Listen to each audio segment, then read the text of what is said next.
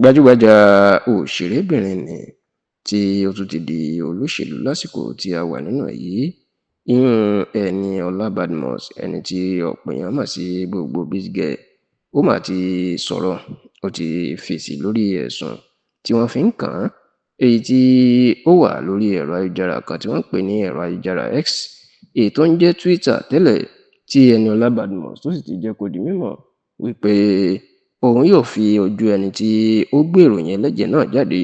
òun yóò fi ojú ẹ̀, òun yóò fi wéná òfin, tí òun ò sì ní dárí irú ẹ̀ṣẹ̀ bẹ́ẹ̀, tí òun ò ní dáríjì ẹni tí ó lọ gbé irú àhesọ bẹ́ẹ̀ tó gbé jáde nípa òun. Ǹjẹ́ irú àhesọ àti ìròyìn ẹlẹ́jẹ̀ wo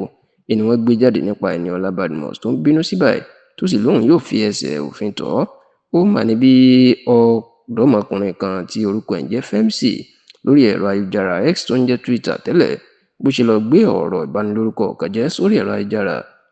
nípa Ẹniọlá Badmus. Níbẹ̀ ló ti kọ wípé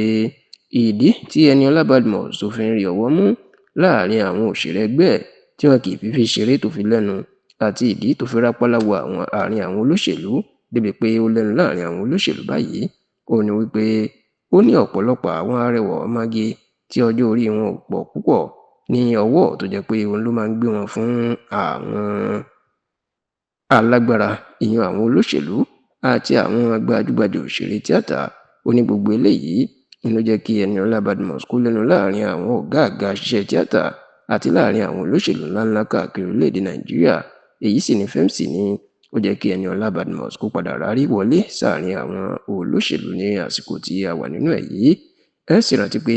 yàtọ̀ sí pé Ẹniọlá Badmus ó jẹ́ gbajúgbajà òṣèré tíátà tí ò ṣe fọwọ́ rọ́ sẹ́yìn, tóun náà ti kópa nínú ọ̀pọ̀ àwọn iṣẹ́ fíìmù tó wà níta láti ọdún díẹ̀ sẹ́yìn, ṣùgbọ́n láti ọdún péréte kan sẹ́yìn ni Ẹniọlá Badmus ó ti rọra yẹ̀bá díẹ̀ fún iṣẹ́ tíátà, nítorí pé ó ti di ọ̀kan lára àwọn amúgbálẹ́gbẹ̀ẹ́ fún abẹnugan ilé ìgbìmọ̀ aṣòfin kékeré l'Àbújá, the Speaker Federal House of Representatives, Honourable Tajudeen Abbas. Ní Ẹniọlá Badmus ni ó jẹ́ amúgbálẹ́gbẹ̀ẹ́, tó sì jẹ́ pé ní báyìí Ẹniọlá Badmus kò fi bẹ́ẹ̀ ráyè iṣẹ́ tíátà. Ṣùgbọ́n nígbà tí Ẹniọlá tó rí ẹ̀sùn tí Femcy tó fi kàn án yìí, pé òun ló ń gbé àwọn ọmọbìnrin kéékèèké fún àwọn olóṣèlú àti alágbára Nàìjíríà àti àwọn gbajúmọ̀ èèyàn nídìí iṣẹ́ fíìmù, ní Ẹniọlá lọ fèsì fún Femcy pé